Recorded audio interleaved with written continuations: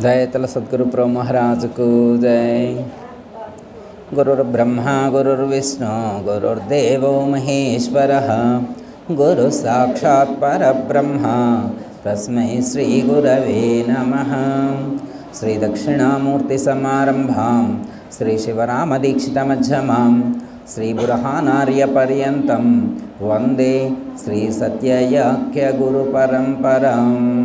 जय तल सद्गुरु प्रो महाराजुకు జై। ఈరోజు మరి సాలపేటలో ఉన్నటువంటి శ్రీ శ్రీ శ్రీ సీతారామచంద్ర బోధోపదేశ మందిర సంస్థనందు మరి ఆ యొక్క గురుమూర్తి యొక్క అనుగ్రహంతో రెండు మాటలు గుర్తు చేసుకునేటువంటి అవకాశాన్ని కల్పించినటువంటి ఆ సద్గురు పరమాత్మకు మరి ద్వాదశ నమస్కారాలు సమర్పిస్తూ మరి ఇక్కడ ఈ యొక్క ఆశ్రమానికి మరి అధ్యక్షులుగా వ్యవహరిస్తూ ఉన్నటువంటి ఆత్మానాత్మ నిరసనానంద మలకపల్లి సాంబశివ కుమార్ గారి యొక్క మరి అధ్యక్షతన మరి రెండు మాటలు గుర్తు చేసుకునే ప్రయత్నం। మరి గజ్వేలు శ్రీ దూపకుంట్ల లక్ష్మణ్ గారు మరి వారి అమ్మగారు కానీ వారి సిస్టర్ సావిత్రి గారు కానీ సత్తయ్య గారు కానీ ఇట్లా అందరూ కూడా చాలామంది పరిచయం ఉన్నటువంటి వాళ్ళే। మరి లక్ష్మణ్ గారు ఇంతకుముందు కూడా పలుసార్లు రమ్మని ఆహ్వానించారు, మరి అవకాశం కుదరలేదు। మరి ఆ గురుమూర్తి యొక్క అనుగ్రహంతో ఈరోజు అవకాశం కుదిరింది। ఆ గురు పరమాత్మ ఇక్కడికి రప్పించుకున్నారు। మరి కర్త కర్మ క్రియ మొత్తం వారే। మరి వారు ఏది పలికిస్తే అది పలికే ప్రయత్నం చేస్తా, అది మీకేమైనా ఉపయోగపడితే సద్గురు ప్రసాదంగా భావించుదాం। జయ తల సద్గురు ప్రో మహారాజుకు జై।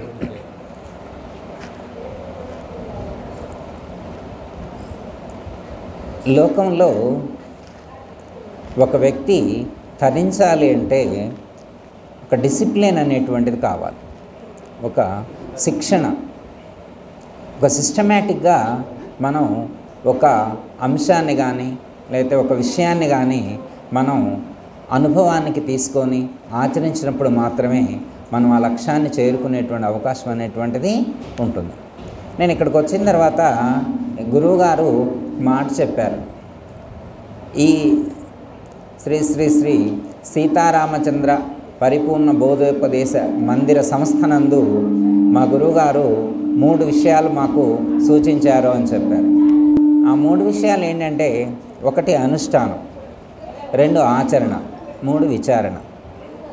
అనుష్ఠానము, ఆచరణ, విచారణ, ఇవే డిసిప్లిన్ అంటే। డిసిప్లిన్ అంటే మళ్ళీ అది వేరే, అది ఎట్లుంటుందో అని కాదు, ఇదే డిసిప్లిన్ అంటే। అంటే ఒక మానవుడు మాధవుడు కావడానికి, ఒక నరుడు నారాయణుడు కావడానికి, ఒక జీవుడు ఈశ్వరుడు కావడానికి కావలసినటువంటి విధి విధానాన్ని మన గురువుగారు ఒక క్రమ పద్ధతిగా మనకు సూచించడం అనేటువంటిది జరిగింది।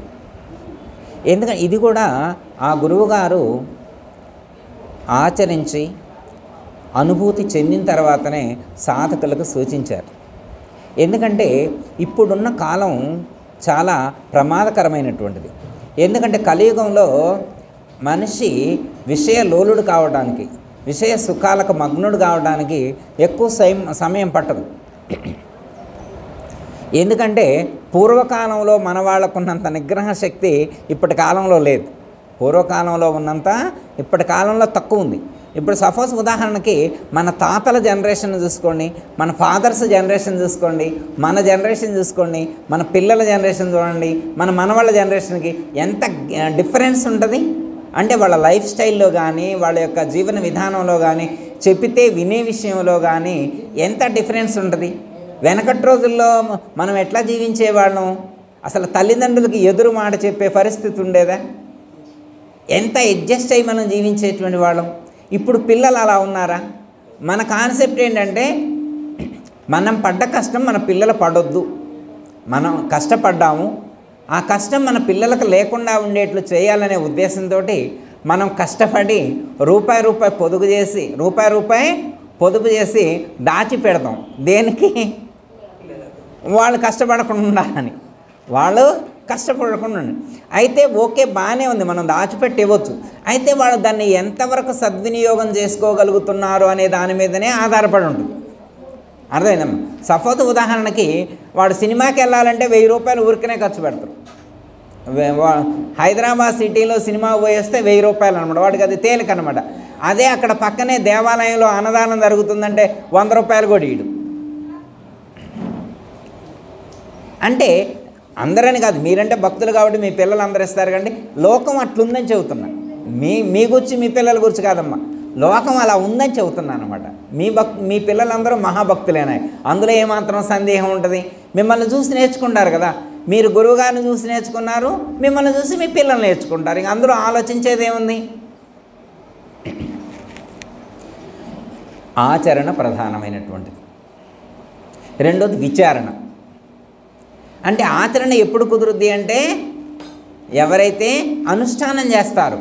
ఇప్పుడు అనుష్ఠానం చేయటం వల్ల ఏమవుతుందంటే ఆ ఎనర్జీ అనేటువంటిది, ఆ శక్తి అనేటువంటిది మనలో ప్రసరితమై మన లోపల ఉన్నటువంటి అంటే శారీరక మానసిక రుగ్మతలు ఏవైతే ఉంటాయో వాటికి సంబంధించినటువంటి దోషాలను పోగొట్టి మనల్ని పవిత్రులను చేయటానికి అవి ఉపకరిస్తాయి. ఎప్పుడు? మనం అనుష్ఠానం చేసినప్పుడు. గురువుగారు చెప్పింది చెప్పినట్లుగా మనం పాటించినప్పుడు ఆ ప్రయోజనం అనేటువంటిది మనకి కలుగుతుంది. ఎవరైతే అనుష్ఠానం చేస్తారో వాళ్ళకి ఆచరణ మీద ఒక అవగాహన కలుగుతుంది. ఎందుకంటే వినటం వల్ల మాత్రమే ప్రయోజనం ఉండదు, ఆచరించినప్పుడు మాత్రమే ఆ ప్రయోజనం అనేటువంటిది ఉంటుంది. ఇప్పుడు సపోజ్ ఈరోజు ఆశ్రమం యొక్క 24వ వార్షిక ఆరాధన కార్యక్రమానికి వచ్చాం. మనం ఎందుకు వచ్చాం? ఇంటికాడ పని లేకుండా ఉన్న వాళ్ళు ఎంతమంది ఉన్నారు? ఎవరికి ఉండే పని వాళ్ళకున్నది. అయినా కానీ ఇక్కడికి వచ్చిన తర్వాత మళ్ళీ రొటీన్గానే క్యాజువల్గా సరదాగా వచ్చిపోతే ఏం ఉపయోగం ఉంటుంది? ఓ ఫంక్షన్కి వచ్చిపోయినట్టుగా పోతే ఏముంటుంది? మరి ఇక్కడికి వచ్చిన తర్వాత మరి పెద్దలు విచ్చేసి ఉన్నారు, ఇంతమంది అనుభవం ఉన్నటువంటి భక్తులు ఉన్నారు, ఎంతో కాలం నుంచి ఈ యొక్క మార్గంలో అడుగులు వేసేటువంటి వాళ్ళు ఉన్నారు. మరి వాళ్ళందరి యొక్క సలహాలు సూచనలు తీసుకున్నప్పుడు మాత్రమే మనకి దైనందిన జీవన విధానంలో మన లైఫ్ స్టైల్ ఎలా మార్చుకోవాలి అనేటువంటి విషయం మనకు బోధపడుతుంది. మనం ఆచరించడానికి ఇది దోహదం చేస్తుంది. ఎందుకంటే ఆచరణ లేకుండా ఏది చేసినా కానీ అంత ప్రయోజనాన్ని కలిగించదు. మనం ఎప్పుడు చదువుకుంటాం అనమాట. ఆత్మశుద్ధి లేని ఆచారమదియేల, బాండ శుద్ధి లేని పాకమేల, చిత్తశుద్ధి లేని శివపూజలేలయ, విశ్వదాభిరామ వినరవేమ అని చెప్పారు. ఈ పద్యం మనకు ఎప్పుడు చెప్పారు? 2వ తరగతి 3వ తరగతిలోనే నేర్పించారు. నేర్చుకోలేదమ్మా మనం అప్పుడేమన్నా అర్థమైందా? ఏం అర్థం కాల. పంతులు గారు ఒప్పచెప్పమంటే తెల్లారిపాటికి నేర్చుకొని ఒప్పచెప్పిను, అది ఆ రోజే మర్చిపోయాను. మళ్ళీ గురువుగారి దగ్గరకు వచ్చిన తర్వాత గురువుగారు కూడా ఆ పద్యమే చదివారు. చిన్నప్పుడు మనం 2వ తరగతిలో చదువుకున్న పద్యమే గురువుగారు కూడా చదివారు. కానీ అప్పుడు అర్థం కాలేదు, కానీ ఇప్పుడు అర్థమవుతుంది. ఆ పద్యంలో చెప్పబడినటువంటి భావం ఆ రోజు అర్థం కాలేదు, కానీ ఈరోజు అర్థమవుతుంది. ఏమర్థమవుతుంది? ఆత్మశుద్ధి లేని ఆచారం అది ఎలా, మనసు పవిత్రంగా లేకుండా, చిత్తము నిర్మలంగా లేకుండా చేయబడేటువంటి అనుష్ఠానమైనా కానీ, పూజ అయినా కానీ, ఏ సత్కార్యమైనప్పటికీ కూడా, ఏదైనప్పటికీ కూడా ఆత్మశుద్ధి లేని ఆచారం అది ప్రయోజనాన్ని కలిగించదు. ఎలా ప్రయోజనాన్ని కలిగించదు? ఏమవుతుంది? ఏమైంది గురువు గారు అని. ఇప్పుడు ఒక ఆయన ఉన్నాడు అనుకోమ్మా, ఇప్పుడు జామకాయలు కొనుక్కొచ్చిండు నైవేద్యం పెట్టడానికి. ఏం తెచ్చిండు? జామకాయలు తీసుకొచ్చిండు. వచ్చిన తర్వాత చెక్ చేసిండు.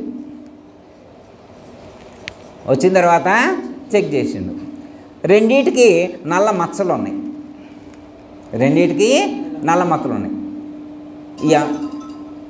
నేను కాయ ఇచ్చానా? ఇప్పుడు జామకాయలు ఎవరు కాపిచ్చారు? నేనైతే కాపీ లేదు కదా. మరి దేవుడేగా కాపిచ్చింది. మరి దేవుడు కాపిచ్చిన జామకాయలు దేవుడికి పెడితే నాకేంటి నష్టం అని చెప్పి ఆ మచ్చలునే పెట్టిండు. అంటే ఈయన వాదన బాగానే ఉందని దేవుడు కూడా ఒప్పుకుంటాడేమో నేను అనుకుంటున్నాను. మరి మీరేమంటారు? ఒప్పుకోడమ్మా. మచ్చలు ఉంటే కానీ, పుచ్చిపోయినాయి కానీ, పురుగులు ఉన్నాయి కానీ పెడితే తీసుకుంటాడా? తీసుకోడు. ఎందుకు? ఆత్మశుద్ధి లేని ఆచారం. అర్థమైందమ్మా? మనసు మలినమై ఉన్నప్పుడు చేసేటువంటి పూజ, నువ్వు చదివేటువంటి మంత్రం ప్రయోజనాన్ని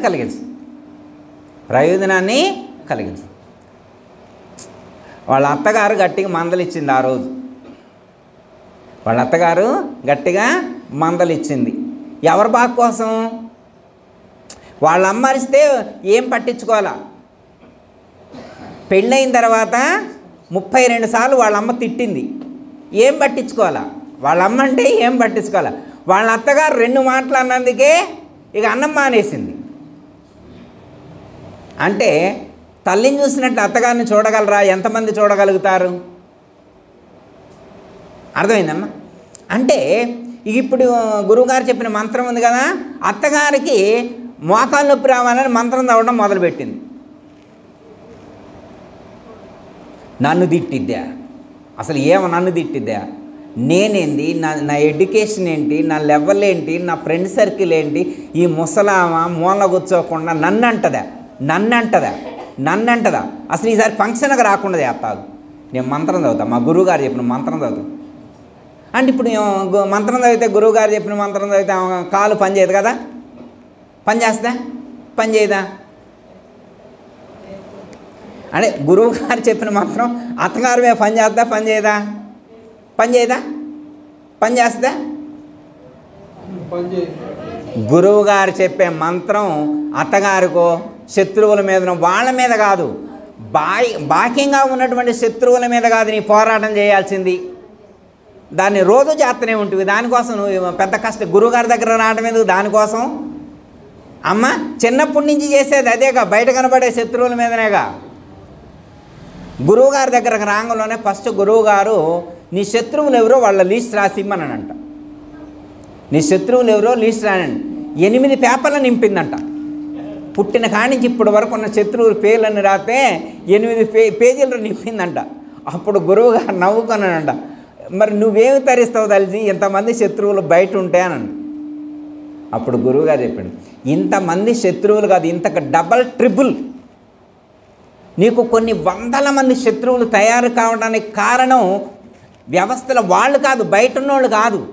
వాడు నీకు శత్రువుగా కనపడటానికి కారణం నీ లోపల ఉన్న శత్రువులు ఉన్నారు. వాళ్ళ వల్లనే వీళ్ళంతా నీకు శత్రువులుగా కనబడుతున్నారు. అర్థం? మనకి లోపల శత్రువులు ఉన్నారంట. ఉంటారమ్మా? ఇన్నిసార్లు ఫోటోలు దిగిన ఒక్కసారి ఆయన కనపడ్డారా? ఫోటోలు తీస్తే ఎక్స్రేలు స్కానింగులకు అందట్లేదా లోపల ఉన్న శత్రువులు? ఎందుకు కనబట్టలేదు?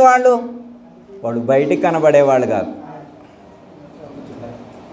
ఎవరా శత్రువులు? మన గురువులు మనకు సూచించింది అరిషడ్ వర్గము అని చెప్పారు. ఏమన్నారు? అరిషడ్ వర్గము. 6 శత్రువులు ఉన్నారు. కామము, క్రోధము, లోభము, మోహము, మదము, మాత్సర్యం. ఈ 6 కంట్రోల్ చేసుకోవాలంట. ఇది అర్థమైందమ్మా? ఇప్పుడు ఆత్మశుద్ధి లేని ఆచారం అంటే ఈ 6 లోపల పెట్టుకొని నువ్వు పూజ చేస్తే ఉపయోగం లేదు. ఇది మనకు చెప్పింది. ఒక మహాత్ముడు చెప్పాడు, హెచ్చరికో హెచ్చరిక, హెచ్చరికో హెచ్చరిక, కామము క్రోధము లోభము మోహము, కామము క్రోధము లోభము మోహము, మదమత్సరములనడి చోరులు, మదమత్సరములనడి చోరులు, జ్ఞానరత్నమును కాజేయుటకై, జ్ఞానరత్నమును కాజేయుటకై దేకమందున తిష్ట వేసిరి. హెచ్చరికో హెచ్చరిక, హెచ్చరికండి హెచ్చరిక, హెచ్చరికో హెచ్చరిక, హెచ్చరికండి హెచ్చరిక, కామము క్రోధము లోభము మోహము, మదమత్సరములనడి చోరులు, జ్ఞానరత్నమును కాజేయుటకై దేకమందున తిష్ట వేసిరి. అబ్బా, వాళ్ళు సీట్లు వేసుకొని కూర్చున్నారట. అర్థమైందమ్మా? ఇక రిజర్వ్డ్, వాళ్ళు రిజర్వ్ చేసుకొని కూర్చున్నారు. ఎవరు? శత్రువులు. అర్థమైందమ్మా? నిల్చోబెడితే మోకాళ్ళ నొప్పి వచ్చి వెళ్తారు. ఇప్పుడు వాడు తిష్ట వేసుకొని కూర్చున్నాడు. ఎట్లా పోతాడంటే అనుష్ఠానం చేస్తే పోతాడు, ఆచరిస్తే పోతారు. గురువు సూచించినటువంటి పద్ధతిగా, మనకు సద్గురుమూర్తి సూచించినటువంటి పద్ధతిగా మనం నడుచుకున్నట్లయితే ఆ లోపల ఉన్నటువంటి శత్రువులు లేకుండా అప్పుడు మన పూజకు ఒక ప్రయోజనం అనేటువంటిది ఉంటుంది. అర్థమైందమ్మా? ఒకవేళ ఉంటే ఏమవుతుంది? శత్రువులు లోపల ఉంటే ఎట్లుంటుంది అంటే లోపల మలినం ఉన్నప్పుడు మనం చేసేటువంటి పూజ అంత ప్రయోజనాన్ని కలిగించదు అని చెప్తున్నారు. దానికి ఎగ్జాంపుల్ చెప్పారు. బాండ శుద్ధి లేని పాకమేల. బాండం అంటే తెలుసుకమ్మా, వెనకటి రోజుల్లో కుండ అనేవాళ్ళు. ఇప్పుడు మనం గిన్నెలు చాలా వెరైటీస్ వచ్చినాయి వాటిల్లో. అంటే పాత్రను శుద్ధి చేయకుండా వండినటువంటి వంటకం. పాకం అంటే వంటకం. బాండ శుద్ధి లేని పాకం. అర్థమైందమ్మా? వంకాయ కూర వండిందంట పిన్ని గారు. ఎప్పుడు? నిన్న. ఏమండింది? వంకాయ కూర వండింది. తెల్లారి పొద్దునే గురువుగారు ఫోన్ చేస్తారు, ఏమంటే పరమాణం వండాలి అర్జెంటుగా అన్నారు. ఏమన్నారు? పరమాణం వండాలి పూజకి. గిన్నె కడిగే ఖాళీలేమో, గురువుగారు అర్జెంట్ అన్నాడు కానీ గిన్నె కడగకుండా పరమాణం వండింది. ఎంత బాగుంటుంది? బాగుంటుందా? అంటే బాండ శుద్ధి లేని పాకము. వంకాయ కూర వండినటువంటి గిన్నె కడగకుండా పరమాన్నం వండితే ఎంత రుచిగా ఉంటుందో, మనసు నిర్మలంగా లేకుండా మనసులో మలినాలు పెట్టుకొని అరిషడ్వర్గాలతో నింపుకొని పూజ చేస్తే అలా ఉంటుంది. బోధ వింటే అలా ఉంటుంది. ఏం ఉపయోగం ఉంటుంది? ఏం ఉపయోగం ఉండదు. గురువుని చేరితే ఏం కుదరాలా? గుణం కుదరాలా. గురువుని చేరితే ఏం కుదరాలా? గుణం కుదరాలా. బాండ శుద్ధి లేని పాకం ప్రయోజనాన్ని కలిగించదు. అందుకే చిత్త శుద్ధి లేని శివ పూజ లేలయ్య. పూజ చేయాలంటే చిత్తము నిర్మలంగా ఉండాలి. మనం అక్కడ పూజ చదువుతున్నాం అనుకోండి, ఎందుకు చదువుతున్నాం? ఆ పూజ మంత్రాలు చదివారు. ఇందాక అయ్యగారు ఎంత అద్భుతంగా మంత్రాలు చదివారు. వీళ్ళు గీత పద్యానికి దరువు ఎంత అద్భుతంగా చదివారు. ఎంత వినసొంపుగా ఉంది, ఎంత మృదు మధురంగా ఉంది, ఎంత శ్రావ్యమైనటువంటి కంఠం. అందరూ సామూహికంగా పఠించినప్పుడు ఎంత అద్భుతంగా ఉంది. ఓకే కదా? దాంతోపాటు దాని అర్థం కూడా తెలుసుకోవాలి. మనం ఎందుకు చదువుతున్నామో అర్థం కూడా. ఏమంటారు? అర్థం లేని చదువు వ్యర్థం. అర్థం లేని చదువు వ్యర్థం. అర్థమైందా? ఎంతమంది గురువుల్ని ఆవాహనం చేశారు? అంతమంది గురువుల్ని ఆవాహనం చేశారు. మరి అంతమంది గురువుల యొక్క శక్తి వచ్చి అక్కడ ఉన్నప్పుడు మనం ఎంత నిర్మలంగా ఉండాలి, ఎంత సద్వినియోగం చేసుకోవాలి. ఇప్పుడు మామూలు వాళ్ళకి బయట వాళ్ళు ఉన్నారనుకో, వాళ్ళకి ఏం అర్థమైంది అందులో? ఇప్పుడు బయట వాళ్ళు చాలామంది వస్తారనుకోండి, మనం చుట్టాలను ఒక ఇద్దరిని పిలుచుకొని వచ్చినాం. మా గురువుగారి పూజ జరుగుతుంది, ఆశ్రమం వార్షికోత్సవం అని మీరు చుట్టాలను ఒక ఇద్దరిని పిలుచుకొచ్చారనుకోండి, ఏమైనా అర్థమైద్దా? అగస్త్యానంత దేవేశ భోగ మోక్షప్రదాయక నాకేశ ముఖలోకేశ వందితాం గ్రిద్వయాంబుజ. గురువుగారు చదివారా లేదా? ఆగస్త్య అనంత దేవేశ. ఎవరిని ఆహ్వానిస్తున్నాం? పూజ చేసేప్పుడు ఎవరిని మనం ఆవాహనం చేస్తున్నాం? ఆగస్త్య అనంత దేవేశ భోగ మోక్ష ప్రదాయక. భోగాన్ని మోక్షాన్ని రెండింటినీ ప్రసాదించేటువంటి వాడు. మనం ఆవాహనం చేసేటువంటి దైవం ఎలాంటి వారు? భోగ మోక్ష ప్రదాయకుడు. అంటే ఐహికంగా ఇహలోకంలో నీకు కావలసినటువంటి ఏదైతే అవసరమో ఆ అవసరాలను తీర్చుతూ మళ్ళా నువ్వు బంధంలో కూరుకుపోకుండా నీ యొక్క లక్ష్యాన్ని చేర్చేటువంటి మోక్షాన్ని ప్రసాదించేటువంటి ఆ యొక్క అనంతమైనటువంటి దేవాది దేవుణ్ణి ఆవాహన చేస్తున్నాం. మనకంటే అర్థమైంది. కొత్త వాళ్ళకి బోర్ కొట్టిద్ది. వాళ్ళకి ఈ మంత్రం వింటే బోర్ కొట్టిద్ది. మనం వింటే ఒక అనుభూతి కలుగుద్ది. అబ్బా, మన గురువుగారు అనంతమైనటువంటి దైవాన్ని ఆవాహనం చేస్తున్నారు అని చెప్పి మనకు ఆ అనుభూతి అనేటువంటిది కలుగుతుంది. అర్థమైందమ్మా? అదిగో ఎవరైతే ఈ యొక్క మార్గంలో ఉండి అనుష్ఠానం చేసి ఆచరణ కలిగి ఉంటారో వాళ్ళ చిత్తము శుద్ధి అవుతుంది. అప్పుడు ఆ పూజ ఫలితాన్ని ఇస్తుంది. ఆ అనంతమైనటువంటి దైవాన్ని గురించి అర్థం చేసుకునేటువంటి సామర్థ్యం ఆ యొక్క శిష్యుడికి, ఆ యొక్క సాధకుడికి అందుతుంది. ఇప్పుడు గురువుగారు చెప్పింది అర్థం కావాలి కదా, అనుభూతికి అందాలి కదా, అవునా కదా? గురుగీతలో మాట చెప్తారు, మమాత్మ సర్వభూతాత్మ మన్నాథ శ్రీ జగన్నాథో మద్గురు శ్రీ జగద్గురు మమాత్మ సర్వభూతాత్మ తస్మై శ్రీ గురవే నమః అని చెప్పారు. మమాత్మ సర్వభూతాత్మ, నాలో ఉన్నటువంటి చైతన్యం ఏదైతే ఉన్నదో అదే చైతన్యము సమస్త ప్రాణులన్నింటి యందు ఉన్నది. సర్వభూతాంతరాత్మ. ఎస్. ఇప్పుడు అప్పుడేం చేయాలా? ముందు మనలో దర్శించాలా, తర్వాత సర్వంలో దర్శించాలా. ఏం చేయాలి? ముందు మనలో దర్శించాలా, తర్వాత సర్వంలో దర్శించాలి. అవునా కదా? అంటే అందుకే గురువుగారు మనకు అర్థం కావడం కోసం ఈ యొక్క జ్ఞానాన్ని అర్థమయ్యేట్లుగా చెప్పేటువంటి ప్రయత్నం చేస్తారు. మనకు చెప్తారు తత్వమసి అంటారు. మనకు ఏం చెప్తారు? తత్వమసి ఉపదేశవాక్యం చెప్తారు. తత్పదం దర్శితం ఏన తస్మై శ్రీ గురవే నమః అంటాం. ఏ శ్లోకంలో? అఖండ మండలాకారం వ్యాప్తం ఏన చరాచరం తత్పదం దర్శితం దేన తస్మై శ్రీ గురవే నమః అనం. ఇంకో శ్లోకంలో త్వంపదం దర్శితం దేన తస్మై శ్రీ గురవే నమః అంటాం. త్వంపదం దర్శితం దేన తస్మై శ్రీ గురవే నమః. ఎక్కడన్నాం? స్థావరం జంగమం వ్యాప్తం యత్కించిత్ సచరాచరం త్వంపదం దర్శితం దేన తస్మై శ్రీ గురవే నమః. ఇంకో చోట చిన్మయం వ్యాపితం సర్వం యత్కించిత్ సచరాచరం అసిత్వం దర్శితం దేన తస్మై శ్రీ గురవే నమః. తత్పదము, త్వంపదము, అస్పదం. ఎస్, ఇదే కదా మనం గురువు గారి దగ్గరకు వచ్చి పొందవలసినటువంటి, ఎక్కవలసినటువంటి మొదటి మెట్టు. మనం ఎక్కవలసినటువంటి మొదటి మెట్టు. మనకి గురువు ఉపదేశించింది ఈ జ్ఞానాన్నే కదా. ఇదేగా జ్ఞానరత్నం అని ఇందాక చెప్పింది. ఇందాక మనం జ్ఞానరత్నాన్ని లోపల ఉన్నటువంటి శత్రువులు అపహరిస్తారు అని చెప్పింది ఇదే కదా, ఈ జ్ఞానాన్నే కదా. ఈ జ్ఞానము ఎవరికైతే దృఢమవుతుందో, ఈ జ్ఞానము ఎవరికైతే దృఢమవుతుందో వాళ్ళు సమస్త ప్రాణులందు చరాచర జగత్తునందంతటా ఆ యొక్క స్వరూపాన్ని అనుభూతి చెందగలుగుతారు. ఇంకొకటి, వాళ్ళకి ఎలాంటి వాద భేదాలు ఉండవు. ఎలాంటి వాద భేదాలు ఉండవు. సమస్త ప్రాణులన్నింటి యందు చరాచర జగత్తునందంతటా అదే స్థితిని వారు గుర్తించగలరు. అదే స్థితిలో వారు నిరంతరం జీవించగలరు. ఇంకప్పుడు వాళ్ళకి సుఖము కానీ, దుఃఖము కానీ, బాధ కానీ ఏమీ ఉండవు. ఇంకా భేదం ఉంటుందా? వాదం ఉంటుందా?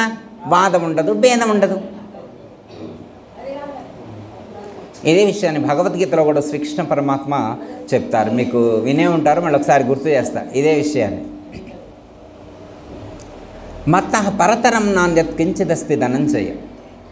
మత్తః పరతరం నాణ్యత్ కించిదస్తు ధనంజయ మై సర్వమిదం ప్రోతం సూత్రే మణిగణాయివ.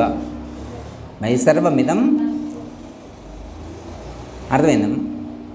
మత్తః పరతరం నాణ్యత్ కించిదస్తి ధనంజయ. శ్రీకృష్ణ పరమాత్మ చెప్తారు, ఓ అర్జున, ఈ ప్రపంచంలో నాకంటే వేరుగా కించిత్ పదార్థము కూడా లేదు. కించిత్ పదార్థమందు కూడా నేనే ఉన్నా.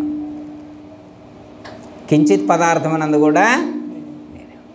ఎంత గొప్ప మాటమ్మా చూడండి. కించిత్ పదార్థములో కూడా దైవాన్ని ఎవరు చూడగలుగుతారు?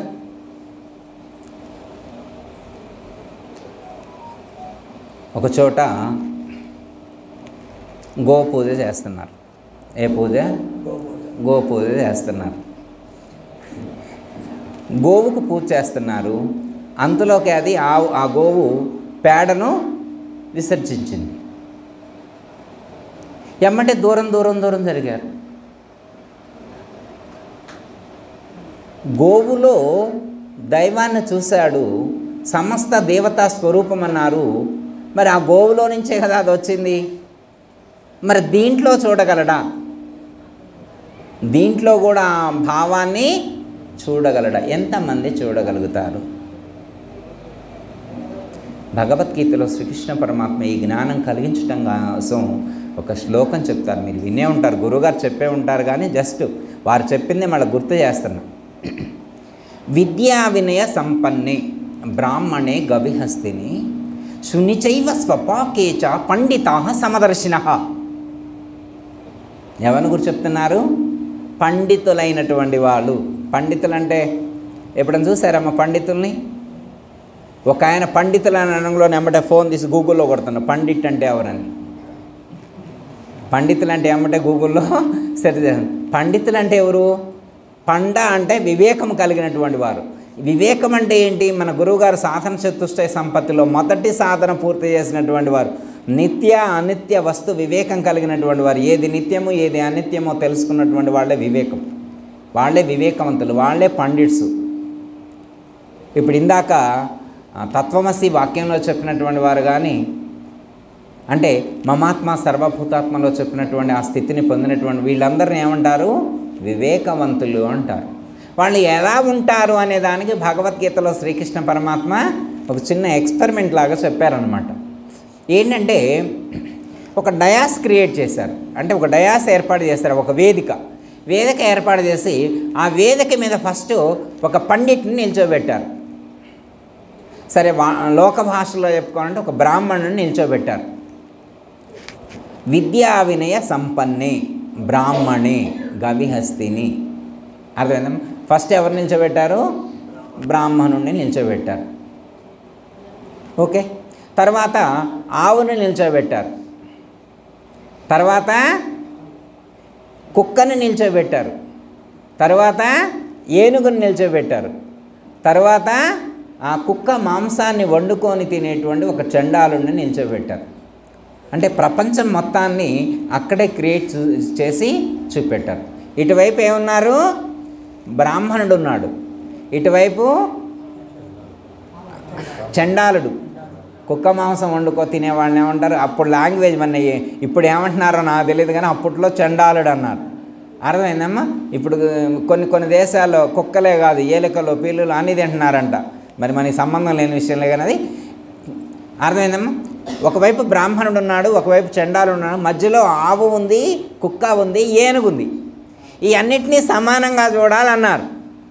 బ్రాహ్మణుడిని సమానంగా చూడాలి, ఆవుని సమానంగా చూడాలి, ఏనుగుని సమానంగా చూడాలి, కుక్కని సమానంగా చూడాలి, కుక్క మాంసాన్ని వండుకొని తినేటువంటి వాడిని కూడా సమానంగా చూడాలి అని చెప్పారు. ఇలా చూసేటువంటి వాళ్ళు పండితులు అన్నారు. ఇప్పుడు ఎంతమంది తేల్తారు?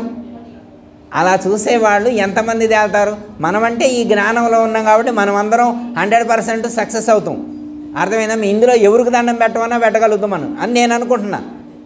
ఇప్పుడు అక్కడ ఉన్న ఒక కుక్కకు వచ్చి దండం పెట్టమన్నా పెడతాం, ఒక ఏనుగుకి దండం పెట్టమన్నా పెడతాం. అంతేనమ్మా? కార్తీక మాసంలో ఆవుకే పెట్టాలి గురువుగారు, ఏనుగుకి కుక్కలకు దండాలు పెట్టకూడదని అయితే అనరుగా అమ్మ? అంటారా? ఇక్కడ అంటే మనం ప్రాణి యొక్క ఆకారాన్ని చూడట్లేదు, ఉపాధిని చూడట్లేదు. ఇప్పుడు మనం నమస్కారం చేసేది దేనికి? ఆత్మకు కదా, ఉపాధికి కాదు కదా. ఉపాధిని ఒకవేళ ఉపాధిని పరిగణలోకి తీసుకునే వాళ్ళు అలా చేస్తారు, కానీ మనం అలా కాదు కదా. ఉపాధి కాదు, ఉపాధికి లోపల ఉన్నటువంటి చైతన్యం ఏదైతే ఉన్నదో చైతన్యాన్ని దర్శించినటువంటి వాళ్ళం, స్వరూపానుభూతిని పొందినటువంటి వాళ్ళం, స్వస్వరూపానుభూతిని పొందినటువంటి వాళ్ళం. కాబట్టి మనం ఏదైతే లోపల దర్శించామో సమస్త ప్రాణులన్నింటి యందు కూడా దాన్నే మనం దర్శించగలగాలి. అర్థమైందమ్మా? అయితే దర్శించటం వేరు, వినటం వేరు. అలాంటి పరిస్థితి ఏర్పడినప్పుడు మన యొక్క జీవన విధానంలో పాటించగలగాలి. ఇప్పుడు ఉదాహరణకి ఎట్లంటే అమ్మా, వాళ్ళు ఊరు వెళ్తున్నారు, కాస్ట్లీ వాటర్ బాటిల్స్ ఒక్కొక్కటి 50 రూపాయలు. కిన్లే కంటే కాస్ట్లీ వాటర్ బాటిల్స్ 4 కొనుక్కున్నారు, ఒక్కొక్కటి 50 రూపాయలు. మొత్తం ఎంత అయినాయి? 200 రూపీస్. వాటర్ బాటిల్స్ కొనుక్కొని పోతున్నారు. ఇద్దరున్నారు. వీళ్ళ దగ్గర ఒక సెట్ ఉంది, వాళ్ళ దగ్గర ఒక సెట్ ఉంది. వెళ్తూ ఉంటే ఒక ఆవు దాహంతో ఉంది. కార్తీక మాసంలో కదా, ఆవు దాహంతో ఉంది. ఎవరైనా మీ దగ్గర ఉంటే వాటర్ ఇవ్వండి కొంచెమని అన్నారు. అయ్యో ఆవు కదా, కార్తీక మాసంలో మరి సోమవారం రోజే ఏకాదశి, కార్తీక మాసం సోమవారం ఏకాదశి, ఆవుకి మళ్ళీ 200 మళ్ళీ కొనుక్కుంటే ఏం కాదులే అని చెప్పి ఇచ్చేసింది. ఎందుకు? ఏమొస్తుంది? పుణ్యం వస్తాయి. ఏమొస్తాయి? పుణ్యం వస్తాయి. ఓకే, అలా వెళ్ళిన తర్వాత కొంతలోకి వెళ్ళిన తర్వాత ఒక కుక్క నల్లగుంది, మట్టి కొట్టుకొని ఉంది, ప్రాణాపాయ స్థితిలో కొట్టుమిట్టాడుతుంది. అక్కడ ఉన్న మీ దగ్గర ఎవరి దగ్గరైనా కాస్ట్లీ వాటర్ ఏమైనా ఉంటే ఇవ్వండి, హెల్ప్ చేయండి, ఆ కుక్క బతుకుద్ది అన్నారు. ఎంతమంది ఇస్తారు? అంటే మీరిస్తారు, కానీ లోకంలో వాళ్ళు ఎవరు? ఎందుకంటే ఆవులో దేవతలు ఉంటారు, కుక్కలో ఎవరు ఉంటారు? కుక్కలో ఎవరు ఉండరు. కుక్కలో ఎవరుంటారు? కుక్కలో కూడా ఏం చూడాలా? పరమాత్మ స్వరూపాన్ని చూడగలిగినప్పుడు సమస్త ప్రాణులన్నింటి యందు కూడా సమభావం కలిగి ఉన్నటువంటి వాడు మాత్రమే విద్వాంసుడు, వివేకవంతుడు, పండితుడు అని చెప్పగలుగుతారు. లేకపోతే ఎలా చెప్తారు? మనం ఒక గురుభక్తులు అని చెప్పాలంటే మన యొక్క లైఫ్ స్టైలు మన పిల్లలందరికీ, మన వెనకాల వచ్చేటువంటి వాళ్ళందరికీ ఆదర్శవంతంగా ఉండాలా. మన జీవన విధానం అంత అద్భుతంగా ఉండేట్లుగా మనం ప్లాన్ చేసుకోవాలి. అందుకే భగవద్గీతలో కూడా పరమాత్మ మన గురుగీతలో చెప్తుంది, భగవద్గీతలో కూడా చెప్తున్నారు. మత్త పరతరం నాణ్యత్ కించిదస్తు ధనంజయ. కించిత్ పదార్థంలో కూడా అదే అనురణీయాన్ మహతో మహీయాన్ అన్నారు. అర్థమైందమ్మా? ఈ ప్రపంచంలో ఉన్న పెద్దవాటన్నిటిలో ఏదైతే ఉన్నదో అంత చిన్న వాటన్నింటిలో కూడా అత్యంత సూక్ష్మమైనటువంటి వాటిల్లో కూడా ఆ చైతన్యమే ఉన్నది, వేరుగా లేదు. అణువులో ఉన్నదే మహత్తులో కూడా ఉన్నది. అణువులో వేరే, మహత్తులో వేరే, దోమలో వేరే, ఏనుగులో వేరే, ఈగలో వేరే, సింహంలో వేరే చైతన్యం లేదు. ఈగలో దోమలో ఉన్న చైతన్యమే ఏనుగులో, సింహంలో కూడా ఉంది. పండితుడిలో ఉన్న చైతన్యమే సమస్త ప్రాణులన్నింటి యందు కూడా నిండి నిబిడీకృతమై ఉన్నది అనేటువంటి జ్ఞానం కలిగి అలాంటి స్థితిని పొంది అలాంటి ఆచరణ కలిగి ఉన్నప్పుడు మనం ఈ గురువుగారి దగ్గర చేరటం వల్ల ఆ ఉపయోగం, ఆ ప్రయోజనం అనేటువంటిది కలుగుతుంది. కించిదస్తు ధనంజయ. ఇదే విషయాన్ని ఈశావాస్యోపనిషత్తులో కూడా చెప్తారు. ఈశావాస్యం ఇదగం సర్వం యత్కించిత్ జగత్యాం జగత్ తేన తెక్తేన భుంచీదా మాకృత కస్యస్విద్ధనం అని చెప్పారు. ఈశావాస్యం ఇదగం సర్వం యత్కించిత్ సచరాచరం. చరాచర జగత్తునందంతటా కూడా ఆ యొక్క ఈశ్వరుని యొక్క చైతన్యమే ఆచ్ఛాదితమై ఉన్నది. ఈశ్వరుని యొక్క చైతన్యము చేతనే సమస్త చరాచర జగత్తు నింపబడి ఉన్నది. ఈశ్వరుని కంటే భిన్నంగా ఈ ప్రపంచంలో మరొక పదార్థము లేదు అనేటువంటి విషయాన్ని పరమాత్మ ఇక్కడ మనకు ధృవపరచడం అనేటువంటిది జరుగుతుంది. అయితే ఏమంటే సూత్రే మణిగణ ఇవ అని చెప్పారు. సూత్రే మణి, సూత్రం అంటే తాడు, సూత్రం అంటే తాడు, దారం. సూత్రం అంటే దారం. దారానికి కుచ్చబడినటువంటి మణుల వలె, దారానికి కుచ్చబడినటువంటి మణుల వలె ఈ సమస్త ప్రాణులన్నీ కూడా ఒక హారంలా భావించినట్లయితే సూత్రప్రాయంగా అంటే మణుల వెనక దారం ఉన్నట్లుగా సమస్త ప్రాణుల ఉనికి వెనక ఆ చైతన్యం ఉన్నది అనేటువంటి విషయాన్ని మనకు సూచిస్తున్నాం. ఎగ్జాంపుల్ ఒకటి, ఒక పూలమాల తీసుకున్నాం అనుకోండి.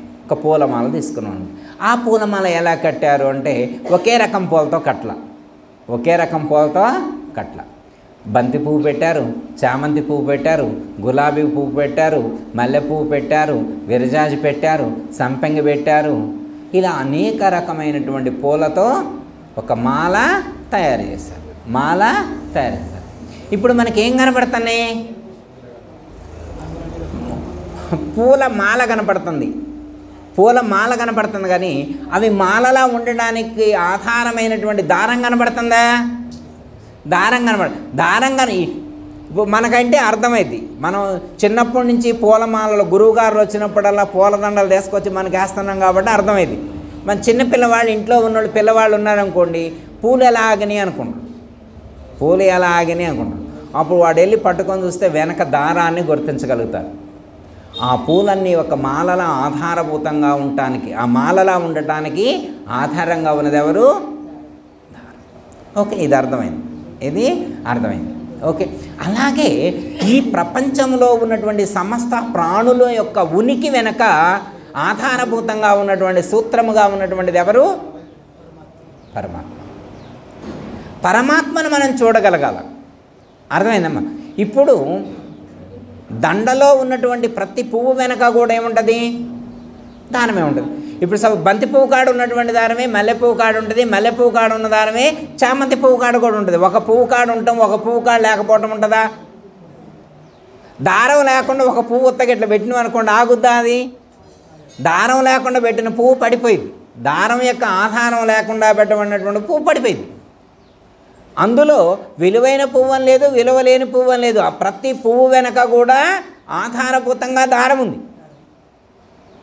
అలాగే ప్రతి ప్రాణి వెనక కూడా, ప్రతి ప్రాణి యొక్క కదలిక వెనక కూడా ఆధారభూతంగా ఎవరున్నారు? పరమాత్మ యొక్క చైతన్యమే ఉంది. ఓకే, ఇది మనం గుర్తించగలం. ఇది మనం గుర్తించగలం. ఇది సామాన్యులు గుర్తించలేరు. ఇది సామాన్యులు గుర్తించలేరు. ఓకే, ఇప్పుడు ఏమర్థమైంది మనకి? భగవద్గీతలో కానీ గురుగీతలో కానీ చెప్పింది ఏంటి? గురువుగారు చెప్పింది ఏంటి? సమస్త ప్రాణులన్నింటి యందు పరమాత్మ యొక్క చైతన్యమే ఉన్నది అనే విషయం మనకు అర్థమైంది కదా. అమ్మయ్య, ఇది ఒకటి అర్థమైంది, ఇది ఒకటి అర్థమైంది. మరి జ్ఞానం అంటే ఇదే. జ్ఞానం అంటే అది ఎట్లుంటుంది? జ్ఞానం అంటే ఎట్లుంటుంది? ఇదే కదా. ఇప్పుడు ఆ జ్ఞానం మనకి కలిగిందా లేదా? జ్ఞానం కలిగిందా లేదా? ఓకే, ఇప్పుడు ఆ జ్ఞానం మీకు కలిగినప్పుడు ఇప్పుడు ఈ చరాచర జగత్తు మీకు పరమాత్మ స్వరూపంగా గోచరిస్తుందా లేదా? మళ్ళా తల్లి తల్లిలాగా, తండ్రి తండ్రిలాగా, ఫ్యాను ఫ్యాన్ లాగా, అద్దం అద్దంలాగా, మ్యాట్ లాగా, ఫోన్ లాగా, ఇట్లా దేనికి దానికే కనిపిస్తూ ఉన్నాయనుకోండి, ఇంకా మీకు ఆ జ్ఞానం దృఢం కాలేదని అర్థం. పదార్థాలు కాదు కనిపించవలసింది, యథార్థం కనిపించాలి. పదార్థాల వెనక ఉన్న యథార్థాన్ని మనం గుర్తించగలగాలి. అవునా కాదా? మనం గుర్తించాం. గురువుగారు చెప్పిన జ్ఞానం గుర్తించాం, థియరీ తెలిసింది. ప్రాక్టికల్గా కూడా ఆ స్థితిలో మనం జీవించగలిగినప్పుడు మనకి ఇంకా దుఃఖం అనేటువంటిది, బాధ అనేటువంటిది ఉండదు. మనం జ్ఞానం అనే కళ్ళజోడిని పెట్టుకొని జీవించినట్లయితే ప్రతి పదార్థం కూడా ఆత్మస్వరూపంగానే గోచరిస్తుంది. ఇది మనం ఈ యొక్క మార్గంలో చేరినప్పుడు ఎక్కవలసినటువంటి మొదటి మెట్టిది, ఫస్ట్ స్టెప్ ఇది. అవునా కాదా? చిన్న ఎగ్జాంపుల్ ఒకటి చెప్తాం, మీకు అర్థమైంది. మళ్ళీ ఒకసారి గుర్తు చేస్తా, పాత ఎగ్జాంపుల్ ఒకటి.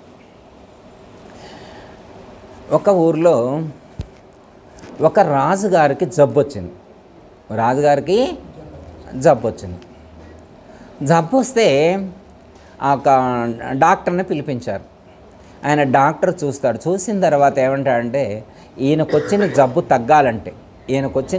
తగ్గాలంటే ఈయన రోజు గ్రీన్ కలర్ చూడాలని చెప్పారు. ఏం కలర్ చూడాలా? గ్రీన్ కలర్ చూడాలని చెప్పారు. ఇక అప్పుడు సరే హింట్ ఇచ్చిపోయిండు. మీరు ఎంత ఫాస్ట్గా ఆయనకి చుట్టూ ఉన్నటువంటి ఎన్విరాన్మెంట్ మొత్తం కూడా, చుట్టూ ఉన్న వాతావరణం మొత్తం కూడా గ్రీన్ కలర్ ఉండేట్టుగా మీరు క్రియేట్ చేయాలా, ఎంత ఫాస్ట్గా చేస్తే అంత ఫాస్ట్గా ఆయన కోలుకుంటాడని చెప్పారు. ఓకే, అర్థమైంది కమ్మా.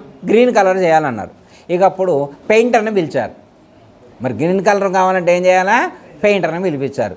ఇప్పుడు ఆయన మరి రోజు రాజ్యంలో అటు ఇటు తిరుగుతుంటాడు కదా.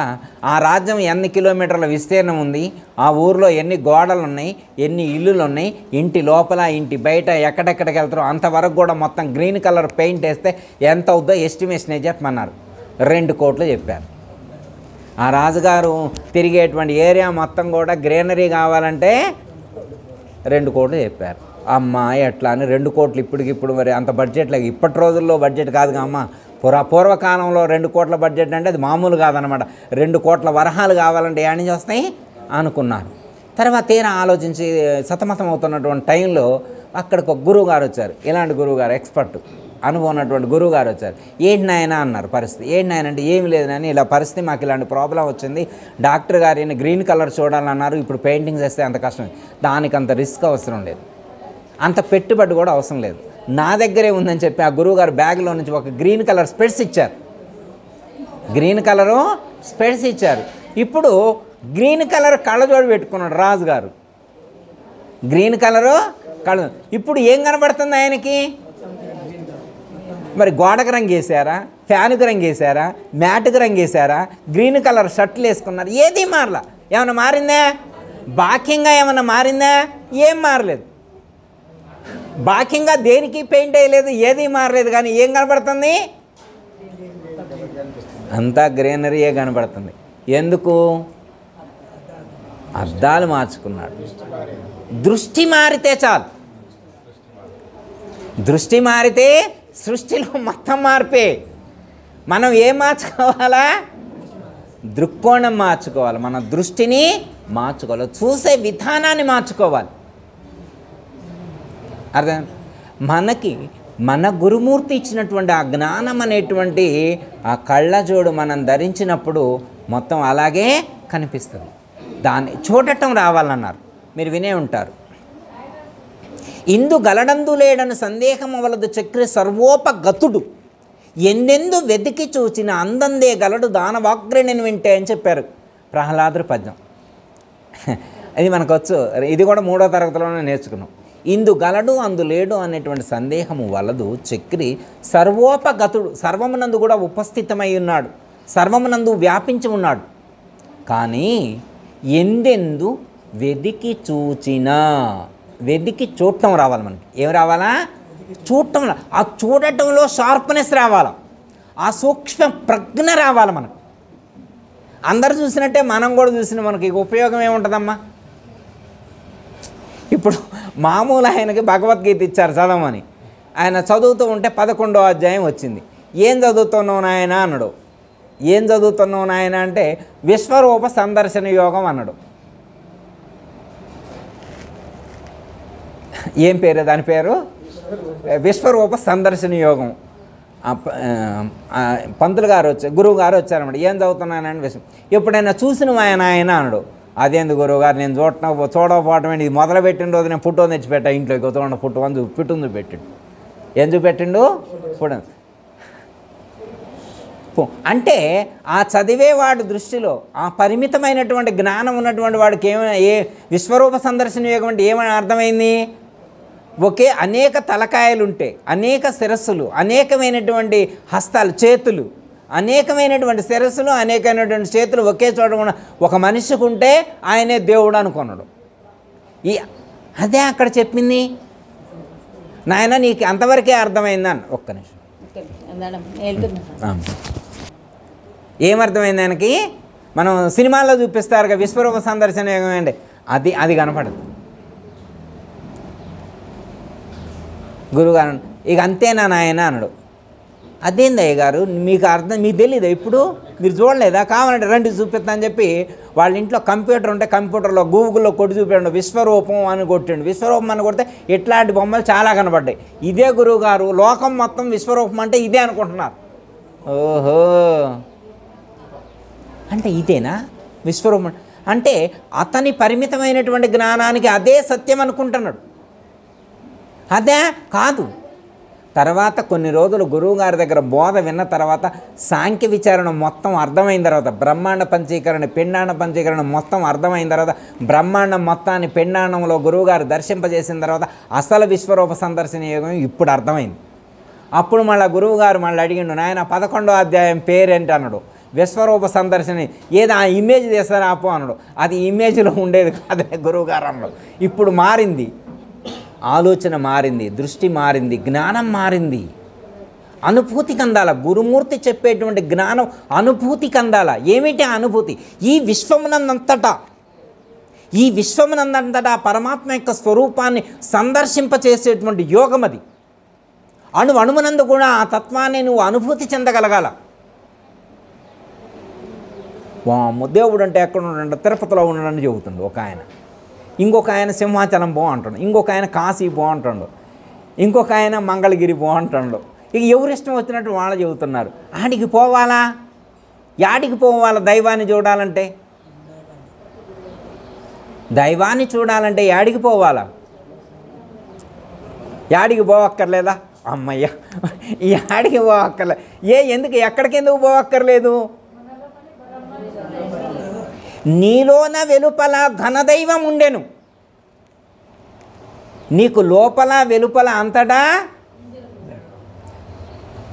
దైవమే అది తన లోపల వెలుపల సర్వత్రా దైవాన్ని దర్శించినటువంటి వాడు ఇంకెక్కడికి వెళ్ళాలా? ఎక్కడికైనా వెళ్ళాలా? ఓకే, ఇప్పుడు ఎక్కడికి వెళ్ళక్కలేదు కదా, ఎక్కడికి వెళ్ళక్కలేదు. మీరు ఎక్కడికైనా వెళ్ళాలమ్మా? మీరు ఎక్కడికైనా వెళ్ళాలా? అక్కలే కదా, అవసరం లే కదా. ఓకే, ఒక్క ప్రశ్న, మీకు తెలిసిందే, మీరు జ్ఞానులు కాబట్టి. ఇప్పుడు మరణించిన తర్వాత ఎక్కడికి వెళ్తారు?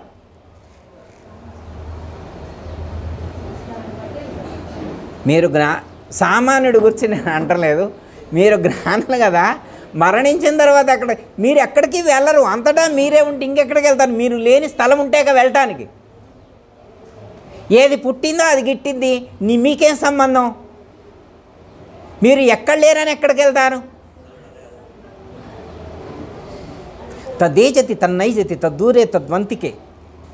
ఈశావాసోపనిషత్తులు తదేజతి తన్నైజతి తద్దూరే తద్వంతికే. అర్థమైందమ్మా? అది దూరంలో ఉన్నది అదే, దగ్గరలో ఉన్నది అదే, అంతటా అదే ఉంది. లోపల వెలుపల అంతటా అదే నిండి నిబీకృతమై ఉంటే ఇంకా పుట్టేదే ఉంది, గిట్టేదే ఉంది, పెరిగేదే ఉంది, నశించేదే ఉంది. ఇదే కదా మనకి జ్ఞానం దర్శింపజేసింది గురువు గారు.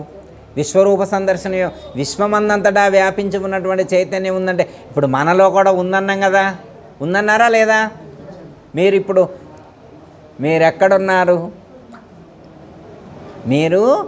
ఎక్కడున్నారు? శరీరంలోనే ఉన్నారా? శరీరం బయట కూడా ఉన్నారా? లోపల ఉన్నారు, బయట ఉన్నారు. లోపల ఉన్నారు, బయట ఉన్నారు. ఎగ్జాంపుల్ చెప్తారు మనకి. ఏమని చెప్తారు? ఒక బెలూన్ ఉందమ్మా, దానికి గాలి ఊదారు, దారం కట్టారు. బెలూన్లో ఏముంది? దాన్ని గాల్లో వదిలిపెట్టారు. ఎక్కడ వదిలిపెట్టారు? గాల్లోనే వదిలేది, దాన్ని గాల్లో వదిలారు. బెలూన్ లోపలే ఉంది, బెలూన్ బయటే ఉంది. లోపల గాలి ఉంది, బయట గాలి ఉందా? మరి లోపల గాలి బయట గాలి ఉండి మధ్యలో ఏం అడ్డం ఉంది? మధ్యలో ఏమైనా అడ్డం ఉందా? ఏం అడ్డం లేదా? పోరాటం లేదా? పోరాటం ఉందా లేదా? పోరాటం ఉంది. అదే అజ్ఞానము, ఆ పొరే అజ్ఞానం, అదే ఒక వెష్టి, అదే ఒక ఆవరణ. ఆ అజ్ఞానం అనేటువంటి ఆవరణను తీసేస్తే, ఆ పొరను తీసేస్తే ఇంక మీరు యాడికి వెళ్తారు? ఏమో గురువుగారు అది తీసేసినా మేము పోవాలంటగా అంటారమ్మా. సపోజ్ ఉదాహరణకి మీ మనవడు కలకత్తాలో ఉన్నాడమ్మా, మీరు హైదరాబాద్లో ఒక బెలూన్ నిండా గాలి నింపుకొని పోయారు. అక్కడ బెలూన్లు దొరకట్లేదు, ఫోన్ చేసి చెప్పారనమాట, బెలూన్లు 4 తీస్తారమ్మా. 4 బెలూన్లు నిండా గాలి నింపుకొని మీరు కలకత్తా వెళ్ళారు. ఎక్కడి నుంచి? హైదరాబాద్ నుంచి కలకత్తాకి గాలి నింపుకొని వెళ్ళారు. ఇప్పుడు కలకత్తా పోయిన తర్వాత మీ మనవడు ఆడుకుంటూ పిన్ని చూసుకొని ఒక బెలూన్ పొడిచిండు. ఏం చేసిండు? పొడిస్తే ఇప్పుడు ఆ కలకత్తాలో ఇప్పుడు హైదరాబాద్ నుంచి తీసుకెళ్ళిన గాలి ఎక్కడ కలిసింది? ఇప్పుడు కలకత్తాలో ఉన్న గాల్లో కలుస్తా మళ్ళీ హైదరాబాద్ తీసుకొచ్చి కలపాలా మీరు? ఏది ఆ కలపక్కలేదు ఏడకి? మీరు గాలిని క్యారీ చేయలేదు, దేన్ని క్యారీ చేశారు? ఆవరణను తీసుకెళ్ళారు. ఆవరణ తీసేస్తే అంతటా అదే ఉంది. మీరు ఎటు వెళ్ళాల్సిన అవసరం లేదు.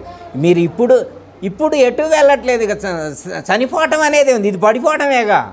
ఆవరణ తొలగిపోవటమేగా. ఆవరణ తొలగిపోతే ఇక పోయేదేముంది? ఎటు వెళ్ళరు మీరు, సర్వత్రా మీరే వ్యాపించి ఉంటారు. ఇదే కదా జ్ఞానం అంటే. అర్థమైంది? ఈ జ్ఞానము దృఢమైన తరువాత నా లోపల వెలుపల సర్వత్రా ఒకే చైతన్యము, ఒకే ఆత్మస్వరూపము నిండి నిబిడీకృతమై ఉన్నది అనేటువంటి జ్ఞానము దృఢమైనటువంటి ఒక సశిష్యుడు ఇంకా ఎటైనా వెళ్తాడా? ఇంకా అనుమానం ఉంటుందా? సందేహం ఉంటుందా? సంశయం ఉంటుందా? ఏమీ ఉండదు. ఇంకా అలాంటి శిష్యుడికి ఎలాంటి సంశయము ఉండదు. అర్థమైందమ్మా? ఇంత జ్ఞానం దృఢమైన తర్వాత ఒకవేళ ఇదంతా ఎరుక అని గుర్తించగలిగి ఇంత జ్ఞానం తెలుసుకున్న తర్వాత కూడా జన్మరహితం కాదేమో అనిపిస్తే, ఒక ఆలోచన కలిగితే, ఒక భ్రమ కలిగితే అప్పుడు రెండో మెట్టెక్కాలి. పరిపూర్ణ గురువు దగ్గరకు అప్పుడు చేరాలి. పరిపూర్ణ గురువు యొక్క అవసరం ఎప్పుడు వచ్చింది? ఇలాంటి వాళ్ళకి వచ్చింది. ఎరుక భ్రమగల్గు శిష్యుని పరితాపము మాన్పు నట్టి పండితుడెతడు గురుడతడే కాని గురువులమని పొట్ట కొరకు గొడిగేవారెలం. వాళ్ళకు కావాల పరిపూర్ణం. అర్థమైందా? మరి ఇంత జ్ఞానం పొందారు మీరు, ఇంత జ్ఞానం పొందినటువంటి వాళ్ళు లోకానికి ఆదర్శవంతంగా ఉంటారా ఉండరా? ఉండాలా వద్దా? మార్గదర్శకంగా ఉండాలా వద్దా? అయితే జ్ఞానం తెలుసుకున్న దానికి గుర్తేంటంటే జ్ఞాని ఆనందంగా జీవించాలి. తానొక్కడే కాదు, తన చుట్టూ ఉన్నటువంటి వాళ్ళు కూడా ఆనందంగా జీవించేట్లుగా ప్రవర్తించాలి. ప్రవర్తన శైలిలో మార్పు రావాలి. ఇంతకు ముందుకి ఇప్పటికి ఆ డిఫరెన్స్, ఆ వేరియేషన్ అనేటువంటిది కనిపించాలన్నమాట. ఎవరు చెప్పాలి ఆ వేరియేషన్ అంటే, భగవద్గీతలో అయితే శ్రీకృష్ణ పరమాత్మ ఒక మాట చెప్పారు, మీరు ఎప్పుడైనా కానీ 2 సర్టిఫికెట్లు తెచ్చుకోవాలన్నారు. ఎన్ని సర్టిఫికెట్లు? 2 సర్టిఫికెట్లు. ఒక్క సర్టిఫికెటు లోకల్ ఇవ్వాలి. మీ ఇంట్లో వాళ్ళు మీ గురువుగారితో అంటాడు కదా, గురువుగారు అవసరమైతే మా ఇంటికి వచ్చి ఎంక్వైరీ చేసుకోండి అంటాడు కదా శిష్యుడు. మా ఇంటికి వచ్చి ఎంక్వైరీ చేసుకోండి, ఎవరినైనా అడగండి నా గురించి ఏమని చెబుతారు అంటారు కదా. అంటే నీ చుట్టూ ఉన్నటువంటి వాళ్ళే చెప్పాలి నీ గురించి. ఎందుకంటే ఇప్పుడు నేను ఆశ్రమం కాడికి వచ్చింది అనుకో, మా గురువుగారి దగ్గరకు వచ్చి, అబ్బా గురువుగారి దగ్గర నేను ఒబీడియన్స్గా ఉండొచ్చు, వంగి దండాలు పెట్టచ్చు, అయ్యా అని మెత్తగా మాట్లాడచ్చు, తెల్లదొక్క దొడుక్కొని. మరి లోపల నల్లగుంటే ఎవరు కనిపెడతారు? అప్పుడే ఇంటికి వచ్చి ఎంక్వైరీ చేస్తారు, ఇంటి పక్కన ఉండని కనుక్కుంటారు, ఈయన ఎట్లాంటోడు, ఈవిడ ఎట్లాంటిది అని ఇంటికి వచ్చి కనుక్కుంటే వాళ్ళ అత్తగారు కానీ, కోడలు కానీ, కొడుకు కానీ, మనవడు కానీ, మనవరాలు కానీ, పక్కింటోళ్ళు కానీ, ఎదురింటోళ్ళు కానీ, వెనకింటోళ్ళు కానీ, ఇటుపక్కోళ్ళు కానీ అందరూ కూడా ఓకే అని చెప్పాలి. ఇది ఒక సర్టిఫికెట్. 2వ సర్టిఫికెటు అదెవరి గురువుగారు ఇవ్వాలా? 2వ సర్టిఫికెటు గురువుగారా? కాదు, అదెవరి సెల్ఫిష్గా మనమే ఇచ్చుకోవాలి. అదేందుకు గురువుగారు, నేను నాది గుడ్ కాండక్ట్ అని నేను సర్టిఫికేట్ ఇచ్చుకోవడం ఏంటి? నాది నాకు తెలుసుగా, నాది నాకు తెలుసు. ఎస్, నీకే వైట్గా ఉంటే ఎవరికి చెప్పాల్సిన అవసరం లేదు, నీకు నువ్వే ఓకే అని టిక్ పెట్టుకుంటే చాలు. ఎందుకంటే అంతరంగమందు అపరాధములు చేసి మంచి వాని వలన మనుజుడు ఇతరులు ఎరుగకున్న ఈశ్వరుడు ఎరుగడా. నువ్వు ఎట్లాంటోడు అనేటువంటిది, ఇప్పుడు నేను తెల్ల చొక్కా తొడుక్కొని కండ వేసుకొని వస్తే అబ్బా ఈయన మంచోడు అనుకోవచ్చు. మీరందరూ ఏమనుకుంటారు, ఈయనంత మంచోడో, గురువుగారు అన్న మంచోడంట, మంచి మాటలు చెబుతున్నా అనుకో. కానీ లోపల నా క్యారెక్టర్ ఎలా ఉందో ఎవరికి తెలుస్తుంది? మీరు గుర్తించగలుగుతారా? ఈ బొట్టు పెట్టుకుంటే కానీ, ఈ షర్ట్ వేసుకొని ఇక్కడ గురువుగారి పక్కన కూర్చుంటే అబ్బో ఈయన కూడా పెద్ద గురువేనని మీరు అనుకోవచ్చు. డ్రెస్ వేసుకుంటే గురువు అవుతారా? డ్రెస్ వేసుకుంటే గొప్పోడవుతాడా? లోపల క్లీన్గా ఉండాలి, లోపల ప్యూరిటీ ఉండాలా, లోపల ఒరిజినాలిటీ ఎలా ఉండాలా? ప్యూర్గా ఉండాలా. అందుకని నాకు నేనే సర్టిఫై చేసుకోవాలి, నేను మంచోడిని అని చెప్పి నేనే సర్టిఫై చేసుకోవాలి. ఓకే, ఈ 2 సర్టిఫికెట్లు. లోకం ఒకటి సర్టిఫికేట్ ఇవ్వాలా, మనం కూడా ఒక సర్టిఫికేట్ ఇచ్చుకుంటే పర్వాలేదని చెప్పి సర్టిఫికేట్ ఇస్తే గురువుగారు అప్పుడు అనుగ్రహిస్తారు. గురువు యొక్క అనుగ్రహాన్ని పొందేటువంటి అర్హత మనకి వస్తుంది. అంటే అంత పవిత్రంగా జీవించాలి. అమ్మయ్య, గురువుగారు శభాసన అనడం కొమ్మ. ఇప్పుడు ఎవరికి లాభం? ఇప్పుడు గురువుగా ఇదంతా చేసింది ఎవరి కోసం? గురువుగారి కోసమేగా, అవునా కాదా?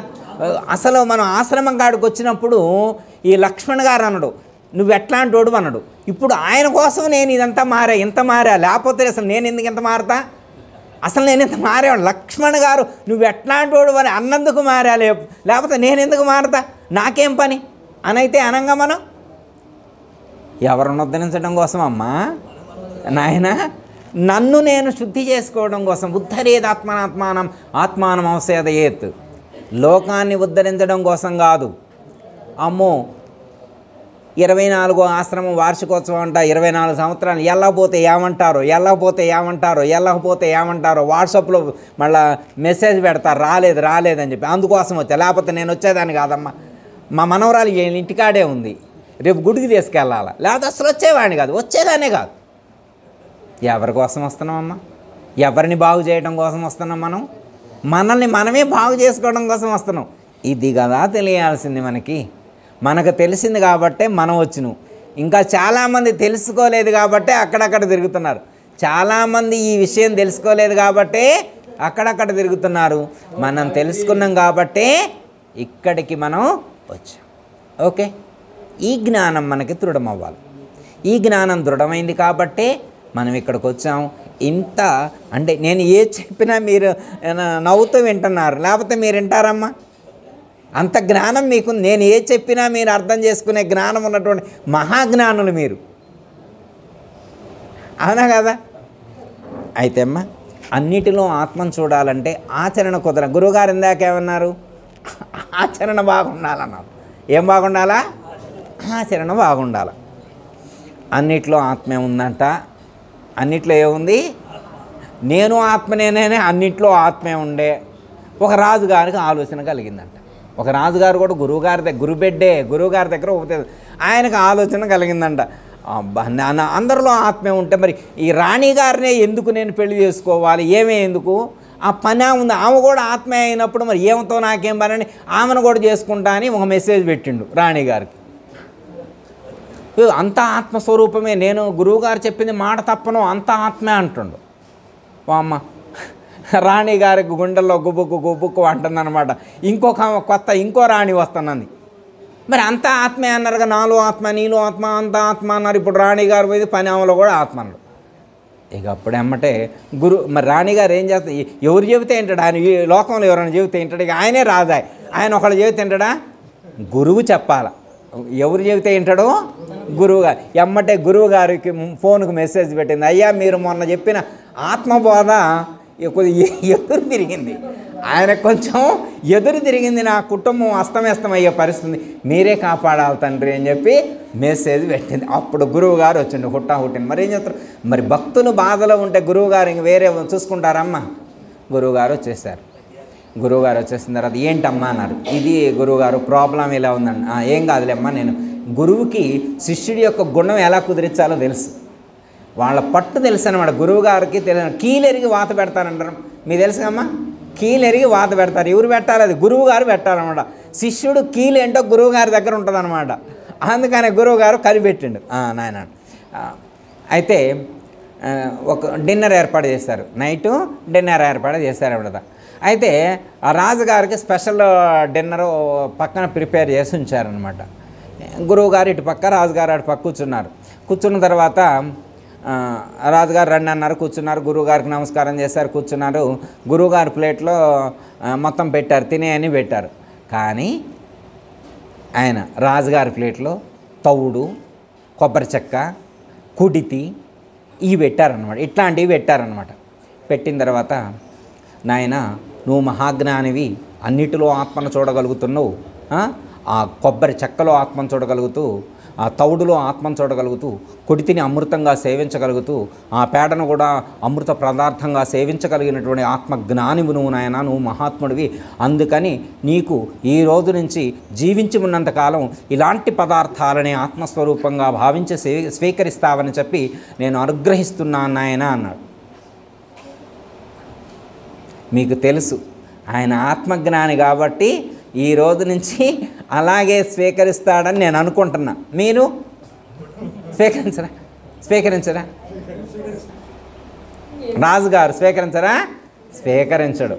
ఎందుకంటే రాణి ప్లేస్లో దాసీని చూడగలిగాడు, పనామని చూడగలిగాడు, కానీ అన్నం ప్లేస్లో కొబ్బరి చెక్కన కానీ, చట్నీ ప్లేస్లో తౌడు కానీ, మంచినీళ్ళ ప్లేస్లో కుడితి కానీ స్వీకరించలేడు. Not acceptable. గురువుగా వెంటనే రాజుగారు ఏం చేసిండు? గురువు యొక్క పాదాల మీద పడి, క్షమించండి గురువుగారు, ఏదో నేను పొరపాటు చేస్తున్నాను, క్షమించండి. ఈ రోజు నుంచి ఇంకా అలాంటి పొరపాటు చేయను. మళ్ళీ నాకు మీరు ఆశీర్వదించి చెప్పండి, మళ్ళీ రోజు తినే ఇష్టం వచ్చినట్లు ఫుడ్ తినొచ్చు అని చెప్పండి, ఇంతవరకే మీరు ఆదేశించొద్దు. మరి గురువు ఆజ్ఞను ధిక్కరించకూడదు కదా. వెనకటి రోజుల్లో వాళ్ళు ఎక్కువ పాటించేవాళ్ళు. ఇప్పుడు మనం ఎట్లా పాటిస్తున్నామో వెనకటి రోజుల్లో వాళ్ళు కూడా అంతే గట్టి పాటించేవాళ్ళు. అర్థమైందమ్మా? ఏ రీతి వినుమంటే ఆ రీతి వినియేదా, మీరానతివ్వండి తోరమ ఈ బోధ లెస్సగా వినుడి, ఆజ్ఞకు మీరా లేదు కనుగొనుడి. ఏ రీతి వినమంటే ఆ రీతి వింటా, కూర్చోమంటే కూర్చుంటా, నిల్చోమంటే నిల్చుంటా, ఏది చెప్పితే అది చేస్తా. తప్పకుండా నేను పాటిస్తా గురువుగారు. కావాలంటే మీరు ఇంటికి వెళ్ళి చెక్ చేసుకోండి. నేను ఇక్కడే కాదు, మీరు అనుకుంటున్నారేమో ఈ సాలిపేట ఆశ్రమం కాడికి వచ్చినప్పుడే నేను నటిస్తున్నా అనుకుంటున్నారేమో. లేదు, ఇంటికాడ కూడా నేను ఇలాగే జీవిస్తున్నా. ఇక్కడ మీ దగ్గర ఎలా ఉంటున్నానో ఇంటికాడ కూడా అలాగే ఉంటున్నా. కావాలంటే ఇంటికి ఫోన్ చేసి కనుక్కున్నట్టు మనం అలా చెప్పాలి. మనం ఏం చెప్పాలా? అలా చెప్పాలి. గురువుగారు ప్రొద్దుటే ఇక్కడ ఎట్లా పూజ చేస్తున్నాను, ఇంటికాడ కూడా అలాగనే ఉంది. మా ఇంట్లో వాళ్ళందరూ సీరియల్ పెడుతున్నాగా నేను లోపలికి వెళ్ళి తలుపేసుకొని ధ్యానం చేసుకుంటున్నా. గురువుగారు నేను ఎంత ఉత్తముణ్ణి, అసలు ఫోన్లో పాలిటిక్సే చూడను నేను. ఎంత భక్తుడిని అనుకుంటున్నారు. మీరు చెప్పిన జ్ఞానం నాకు బాగా మంట పట్టింది. అసలు రీల్స్ చూసినా కానీ ఆధ్యాత్మికంగా మన గురువుగారు పెట్టే మెసేజ్లే, ఎంతోమంది గురువులు చెప్పే ఉపన్యాసాలే వేరే వింటలా. నా మైండ్ వేరే పక్కకు కూడా పోవట్లా. ఎంత జ్ఞానం అబ్బింది గురువుగారు. ఎస్, మనం అంతే జ్ఞానంతో ఉన్నాం కదా. ఈ జ్ఞానం ఇలా కంటిన్యూ అయితే చాలమ్మా. ఈ జ్ఞానం ఇలాగే కంటిన్యూ. మోక్షం ఎప్పుడు రావాలి మనకి అమ్మ? ఈ జ్ఞానం ఇప్పుడు ఇంత జ్ఞానం ఉందనుకో అమ్మ, ఇప్పుడు ఇంత జ్ఞానం మనకు ఉందనుకో అమ్మ, ఇప్పుడు మరి మోక్షం ఎన్ని రోజుల్లో వస్తుంది? అనుకోండి. ఇప్పుడు ఇంత జ్ఞానం మనకుంది. ఏ జ్ఞానం ఉంది? సర్వత్రా పరమాత్మ స్వరూపాన్నే చూస్తున్నాం. చరాచర జగత్తునంతటా పరమాత్మ స్వరూపాన్నే దర్శిస్తూ ఆ స్థితిని అనుభూతి చెందుతూ ఉన్నటువంటి మనకి మోక్షం రావాలంటే ఎన్ని రోజులు పట్టుద్ది? ఒక్క నిమిషం ఆలోచన.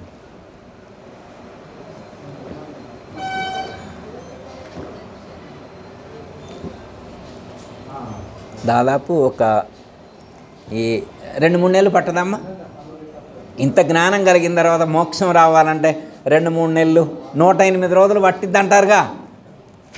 మండలం రోజులు పట్టిద్ది అంటారుగా. మండలం కూడా అక్కర్లేదా?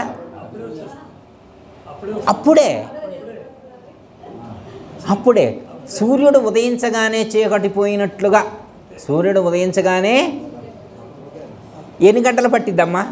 సూర్యుడు రాంగంలోనే చీకటి పడడానికి 2-3 గంటలు పట్టదా? ఎమ్మటే స్విచ్ చేస్తే లైట్ వెలిగిన వెంటనే చీకటి పోయినట్లుగా మనకు ఎప్పుడు ఈ స్థితి కుదురుతుందో, ఆత్మజ్ఞాన స్థితి ఎప్పుడు కుదురుతుందో అప్పుడే మనం మోక్షాన్ని పొందినట్టు. మోక్షాన్ని పొందడం అంటే అది వేరే ఇంకెక్కడో ఉంటుందా అమ్మ? మోక్షాన్ని పొందడం అంటే ఏంటి? అది సాధ్య వస్తువా, సిద్ధ వస్తువా? సిద్ధ వస్తువు. దానికోసం నువ్వేం ప్రయత్నం చేయక్కల. నీకు ఉన్నటువంటి ఆ బంధాలు ఏవైతే ఉంటాయో, నీకు ఉన్నటువంటి ఆవరణలు ఏవైతే ఉన్నాయో ఆ ఆవరణ దోషాన్ని పోగొట్టుకోవటమే. That's all. ఆవరణ దోషం పోతే అదే మిగిలి ఉంటుంది. అజ్ఞానం పోతే అదే, అంతే. అజ్ఞానం పోతే జ్ఞానం. మనం ముక్తులమే. రెడీయా? దేనికి రెడీ అని అడిగింది? దేనికి అంటే ఇప్పుడు మోక్షాన్ని పొందే ఉన్నామా? ఇంకా కాసేపు పట్టిద్దా, లేదా 2-3 రోజులు పట్టుద్దా, లేదా సంవత్సరం పట్టిద్దా? ఇప్పుడు ఏమనుకున్నాం మనం? మోక్షాన్ని పొందే ఉన్నాం అనుకున్నాం. మోక్షాన్ని పొందిన వాళ్ళు ఎలా ఉంటారు అలా ఉండాలి. మళ్ళీ మోక్షాన్ని పొందిన వాళ్ళు ఎలా ఉన్నారో అలా. అంటే సందర్భం అవునో కాదో ఒక మాట చెప్పి ముగింపమ్మ. గురువుగారు ఏమైనా ఉంటే చెప్తారమ్మా. ఒక్క మాటే. శంకరాచార్య వారు శ్రీశైలంలో ఉన్నప్పుడు శైవ తాంత్రికుడు ఒక ఆయన వస్తాడు శంకరాచార్య వారి దగ్గరికి. శైవ తాంత్రికుడు వచ్చి, అయ్యా నేను కొన్ని సిద్ధులు పొందాలనుకుంటున్నాను అన్నాడు. మంచిది నాయన, పొందండు. వద్దంటారమ్మా? ఇప్పుడు గురువుగారి దగ్గరకు వచ్చి, గురువుగారు నేను అనిమాది అష్టసిద్ధులు పొందాలనుకుంటున్నా అంటే వద్దని చెబుతారు. కాదు నేను పొందుతాను, పొందయ్యా అంటారు. వద్దని గట్టిగా అంటారా? నీ ఇష్టం. అట్లాగే శైవతాంత్రికుడు వచ్చి శంకరాచార్య వారి దగ్గరకు వచ్చి, నేను ఇట్లా కొన్ని సిద్ధులు పొందాలనుకున్నా. మంచిది నాయన అంటాడు. అయితే నేను సిద్ధులు పొందాలంటే నేను ఒకళ్ళని బలివ్వాలా అంటాడు. మరి ఇవ్వు నాయన అంటాడు. నీ ఇష్టం, మరి అది నీ ఇష్టం కదా అంటాడు. కాకపోతే నేను మిమ్మల్నే బలివ్వాలనుకున్నాను. మీరు బ్రహ్మసత్యం జగన్మిథ్య జీవో బ్రహ్మేమనా పరహ అని చెప్పారు కదా. మీలాంటి జ్ఞానులకి శరీరంతో అవసరం లేదు కానైనా మీరు మోక్షాన్ని పొందారు కదా. నదిని దాటిన తర్వాత తెప్పతో పని లేదు కదా. అవసరమా? నదిని దాటాక తెప్పతో పని లేదు. మీరు ఆల్రెడీ ముక్తులే అయ్యి ఉన్నారు, జీవన ముక్తులు. మీరు ఆల్రెడీ ముక్తిని పొందున్నారు. మళ్ళీ ఇంకా మీకు శరీరం దేనికి? మా లాంటి వాళ్ళకి ఇస్తే ఉపయోగపడదుగా, కాస్త బలిచ్చకుండా కథ సిద్ధులు ఏదో వస్తే ఈయన ఆయన మళ్ళాంటికి రాను కదా, అసలు తీసుకో అన్నాడు. అబ్బా చూడండి అమ్మా, మనం ఏదో జేబులో ఉన్నటువంటి 5 రూపాయలు టీ తాగుతా అంటే 10 రూపాయలు ఇచ్చినట్టుగా, మన దప్పికైతుందంటే కిల్లే బాటలు తీసి ఇచ్చినట్టుగా ఆయన ఏమన్నాడు శంకరాచార్య, అసలు తీసుకోరు అయినా బలిచ్చుకో అన్నాడు. ఏం వండర్ఫుల్లా. ఎవనైనా వచ్చి అమ్మ నేను ఇట్లా మొక్కుకున్నా, కొద్దిగా మీ వేలు ఇవ్వండి అమ్మ, అమ్మవారికి వేలు బలిస్తే నాకు ఏదో మా అమ్మాయికి పెళ్ళి అయిద్దంట, కొద్దిగా మీ బొట్టన వేలు ఇవ్వండి అమ్మంటే అసలే తీసుకొని ఇస్తామా ఏమో. మనం మహాజ్ఞానం. శంకరాచార్య వారి శరీరాన్ని ఇచ్చిండు, ఒక బొట్టన వేలు ఇలేమో మనం. అవసరమైతే ఒక చెయ్యి వేస్తాం. భక్త కన్నప్ప కన్నిచ్చిండంట. ఈ శరీరం మనకి ఇంకా అవసరమా లేదా? శరీరంతో పని అయిపోయిందా, ఇంకా ఉందా? ధర్మాన్ని మీరు ఈ లోకంలోకి వచ్చి గురుమూర్తి ద్వారా పొందవలసినటువంటి లక్ష్యాన్ని పొంది ఉన్నారా లేదా? పొందారా లేదా? ఇప్పుడే మాకు ఆల్రెడీ మోక్షం వచ్చేసింది, ఇంకా మాకు దేంతో పని లేదన్నారా లేదా? మరి మోక్షం వచ్చిన తర్వాత ఇంకా శరీరంతో పని ఏముంది మీకు? ఇస్తారా అంటే ఇవ్వమని అడగరమ్మ. ఏ గురువు గారు శంకరాచార్య ఆయన శైవతాంత్రికుడు అడిగినట్లుగా ఏ గురువు గారు కూడా ఇవ్వమని అడగడు. ఆల్రెడీ మీరు ఇచ్చేస్తారు. తనువు, మనసు, ధనము, తెలివి, సర్వస్వాన్ని కూడా సద్గురుమూర్తికి సమర్పించి సర్వస్వ శరణాగతి నుండి ఉన్నారు. ఇప్పుడు ఇంకా ఇవ్వటానికి ఇంకా మీ దగ్గర ఏముంది? గురువు గారు ఓ భక్తుడిని పిలిచి నాయన నీ చెయ్యి నాయన అన్నాడు. ఏమన్నాడు? చెయ్యి అన్నాడు. అప్పుడు శిష్యుడు ఏమనాలంట? నేను ఈయన అన్నాడు. గురువుగారు నేను ఈయన అన్నాడు. చెయ్యి నేను ఈయన అన్నాడు. నేను దీంతో రాసుకోవాలి, నేను ఈయనంటే ఈయన అన్నాడు. ఆ చెయ్యి నేను ఈయన, చెయ్యి పోయినా ఆ చెయ్యికి పెట్టి చెయ్యిని కూడా ఈయను. నేను మొన్ననే లోన్ పెట్టి కొనుక్కున్నా, ఈఎంఐ కడతా, నేను ఈయన. ఆయన కొత్తగా ఏం తెలిస్తే ఆయనకి తెలియదు. అదే ఇప్పుడు ఈ ఆశ్రమంలో ఉన్నటువంటి భక్తుని ఎవరైనా ఈ గురువుగారు వచ్చి ఆ చెయ్యి అమ్మ అంటే లేదా చెయ్యి అమ్మ అంటే ఏమంటారు? గురువుగారు నేను ఎప్పుడో మొత్తం ఇచ్చేసాగా, నేను మొత్తం ఎప్పుడో ఇస్తేనే తనువు, మనసు, ధనము, తెలివి తనుమన ధనముల గురునకు వినియంబకు దారబోస్తి. మళ్ళీ ఇప్పుడు అడుగుతుంటారేంటి గురువుగారు, నేను ఎప్పుడో ఇచ్చా కదా, ఇంకా నా దగ్గర మిగిలే ఉందని అంటారా అనరా? మీరు అంటారు. కానీ అతను అనలేడు. అతనికి ఆ జ్ఞానం దృఢం కాలేదు. ఇవ్వటం అంటే మరి గురువుగారు ఏం చేసుకుంటాడమ్మా? గురువుగారు ఏమైనా చేసుకుంటాడా? ఎందుకంటే ఆ గురువుగారు కూడా ఆయన దగ్గర ఉన్నాయి కూడా వాళ్ళ గురువుగారికి ఇచ్చింది. ఇప్పుడు కనపడేటువంటి ఈ శరీరం గురువుగారిదా? అసలు ఇందులో ఏమన్నా వారిదంటూ ఏమైనా ఉందా? నాదంటూ ఏమైనా ఉందా? మీదంటూ ఏమైనా ఉందా? మనదంటూ ఏమైనా ఉందా? మనకి అసలు మనమే కాదు, మనమే కాదు, మనదంటూ మనకేమీ లేదు. మనం జీరో అయ్యి ఉన్నాం. సున్నే సున్నా, మనమంతా సున్నా. సున్నే సున్నా, సున్నకు మించి ఉన్నది పరము. సున్నే సున్నా, అనేది సున్నా, వినేది సున్నా, తినేది సున్నా, తినబడేది సున్నా. సున్నే సున్నా, సున్నకు మించి ఉన్నది పరము. సున్నే సున్నా, అంతా సున్నే. మొత్తం ఇచ్చేసిను. ఏమేమి ఇచ్చిను? అనేది ఇచ్చేసేవను. అంటే సపోజ్ ఇంకా మనం 10 సంవత్సరాలు జీవించి ఉన్నాం, 10 సంవత్సరాలు జీవించి ఉన్న కాలంలో మాట్లాడే మాటలన్నీ కూడా ఇప్పుడే ఇచ్చేసినావు. అనేది ఇచ్చేసినావు. అర్థమైందమ్మా? 10 సంవత్సరాలు జీవించి ఉంటే అప్పటి వరకు వినేటువంటి మాటలను కూడా ఇప్పుడే ఇచ్చేసినావు. అనేది ఇచ్చిను, వినేది ఇచ్చిను. తినేది కూడా ఇచ్చేసినావు. తినటానికి స్టోర్ పెట్టుకున్న ఒక 10 బస్తాలు బియ్యం కూడా ఉన్నాయి, అవి కూడా ఇచ్చేసి ఏమీ మిగిలిలేదు. నీవే లేనప్పుడు, నీదే లేనప్పుడు ఇంకేముంటుంది? తాను లేను అనేటువంటి స్థితి సాధకుడికి దృఢం కావాలి. ఇవన్నీ గురువుగారికి ఇవ్వటం అంటే గురువుగారికి కూడా అవసరం లేదు. ఇవన్నీ లేనివే అనేటువంటి భావనతోటి జీవించటం అంతే తప్ప తీసుకోమా. సపోజ్ కావాలంటే ఒక ఫోన్ ఇమ్మంటే ఇస్తాం, మనసుని ఇమ్మంటే ఇస్తామా? మనసుని ఏడ తెచ్చిస్తాం? అవి భౌతికంగా ఇచ్చేటువంటివి కాదు. గురువు సూచించినటువంటి పద్ధతిగా వాటిని వర్తింప చేయటమే ఇవ్వటం అంటే ఏంటి అర్థం?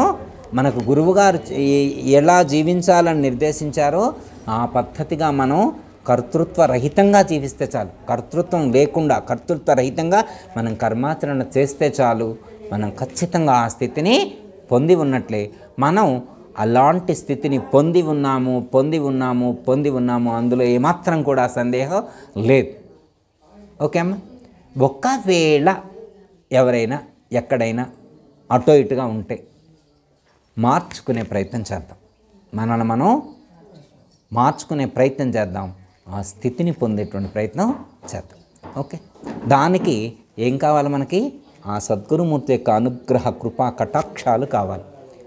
అమ్మ, మనకు ఏమైనా తెలియకుండా కానీ లోపల అంతరాంతరాల్లో ఎక్కడైనా కొంచెం అహం స్ఫురిస్తే అలాంటి అహాన్ని నశింపచేయమని చెప్పి ఆ సద్గురుమూర్తి యొక్క సన్నిధిలో సాష్టాంగ నమస్కారం చేసి, హే సద్గురు పరమాత్మ, నా లోపల అంతరాంతరాల్లో ఎక్కడైనా అహం అనేటువంటి బీజం కానీ, మమకారం అనేటువంటి బీజం కానీ, అహంకారం మమకారాలు అనేటువంటి బీజాలు ఏమైనా ఉంటే, గర్భీకృతంగా నేను గుర్తించలేనటువంటి స్థితిలో ఉంటే వాటన్నింటినీ తీసివేసి తొలగించవేసి నాకు ఆ పూర్ణస్థితిని ప్రసాదించండి.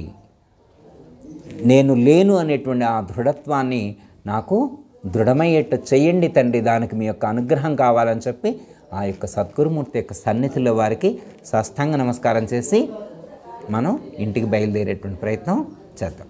ఓకే, దయతల సద్గురు ప్రభు మహారాజ్ అందరికీ జై గురు. మరిన్ని ఆధ్యాత్మిక రహస్యాల కోసం అచల బోధ, ఆత్మబోధ, భగవద్గీత, అలాగే పండుగల్లో దాగిన అర్థాలు, అంతరార్థాల కోసం మరియు యోగము, ధ్యానము మొదలైన అనేక ఆధ్యాత్మిక తెలుగు ప్రవచనాల కోసం క్రింద ఉన్నటువంటి రెడ్ కలర్ సబ్స్క్రైబ్ బటన్ను క్లిక్ చేయండి. అలాగే ప్రక్కనే ఉన్నటువంటి గంట సింబల్ను నొక్కండి.